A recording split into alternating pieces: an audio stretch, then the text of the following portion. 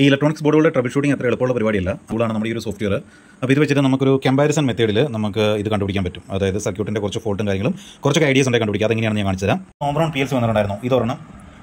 അപ്പോൾ അത് ചെക്ക് ചെയ്തിട്ട് നമുക്ക് ഫോൾട്ടി ആയിട്ടുള്ള കാർഡ് എങ്ങനെയാണ് ചെക്ക് ചെയ്യുന്നത് കാണിച്ചത്. നമുക്ക് ചെക്ക് ചെയ്യുന്നതിന് വേണ്ടിയിട്ട് ഒരെണ്ണം നല്ലത് വേണം. അപ്പോൾ ഒരെണ്ണം ഞാൻ നന്നാക്കി എടുത്തിട്ടുള്ള ഒരിതാണ്. അപ്പം ഇത് റെഫറൻസ് ആയി വെച്ചുകൊണ്ട് ഇത് നമ്മൾ ടെസ്റ്റിങ്ങിന് വേണ്ടിയിട്ട് ഇടുകയാണ്. അപ്പോൾ ഇതെങ്ങനെയാണെന്ന് ഈ സോഫ്റ്റ്വെയർ വെച്ചിട്ട് ഞാൻ കാണിച്ചു തരാം. അപ്പം ഇതിൻ്റെ അകത്തും ഇവിടെ ഒരു റെഫറൻസ് വരുന്നുണ്ട്, ഇതിൻ്റെ അകത്ത് ഇവിടെ ഒരു ടെസ്റ്റ് വരുന്നുണ്ട്.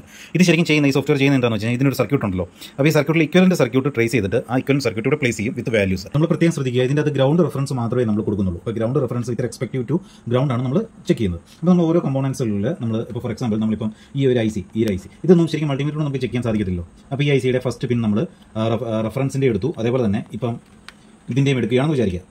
അപ്പോൾ അതിൻ്റെ അകത്ത് ഒരിക്കലും സർക്യൂട്ട് കാണിക്കുന്നുണ്ട്. അതിൻ്റെ അകത്ത് റെസിസ്റ്റൻസ്, അതായത് നമുക്കറിയാം ഒരു ICക്കകത്തുള്ള ഡയോഡുകൾ, അതേപോലെ തന്നെ റെസിസ്റ്ററുകൾ, ട്രാൻസിസ്റ്ററുകളൊക്കെയാണ്. അപ്പോൾ അതിനകത്ത് ഇന്റേണൽ ആയിട്ട് കാണിക്കുന്ന റെസിസ്റ്ററിൻ്റെ വാല്യൂ റെഫറൻസിൽ 612K കാണിക്കുന്നുണ്ട്, ടെസ്റ്റിൽ കൊടുത്തിരിക്കുന്നത് 516K കാണിക്കുന്നു. അങ്ങനെ ഓരോരോ പോയിന്റ്സുകളായിട്ട് ചെക്ക് ചെയ്യുമ്പോൾ ഇവിടെ ഈ ഒരു പോയിന്റിൽ നമുക്ക് നോക്കാം, ഇവിടെ ഒരു ചെറിയ ഡിഫറൻസ് നമുക്ക് കാണുന്നുണ്ട്.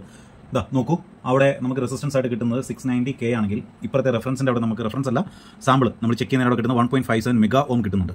സോ ഒബിയസ്ലി റെസിസ്റ്റൻസ് അങ്ങനെ ഓപ്പൺ ആണ്, അതുകൊണ്ടാണ് അങ്ങനെ കാണിക്കുന്നത്. അപ്പോൾ ആ സർക്യൂട്ട് നമുക്ക് ചെക്ക് ചെയ്യണം. അതായത് ഈ ഒരു ഇതുണ്ടോ, ഇതൊരു ഡിലേ ആയിട്ട് കൊടുക്കുന്ന ഒരു IC ആണ്, ഡിലേ ടൈമിംഗ് കൊടുക്കുന്ന IC ആണ്. അപ്പോൾ ഈ ICക്ക് മേ ബി ഫോൾട്ട് ഉണ്ടാവും. അപ്പോൾ ഇങ്ങനത്തെ സർക്യൂട്ടുകൾ നമ്മൾ വീണ്ടും ആ ഒരു പോർഷൻ ചെക്ക് ചെയ്യുക. ഇങ്ങനെയാണ് നമ്മൾ കമ്പോണൻസിൻ്റെ ഫോൾട്ടി കണ്ടുപിടിക്കുന്നത്.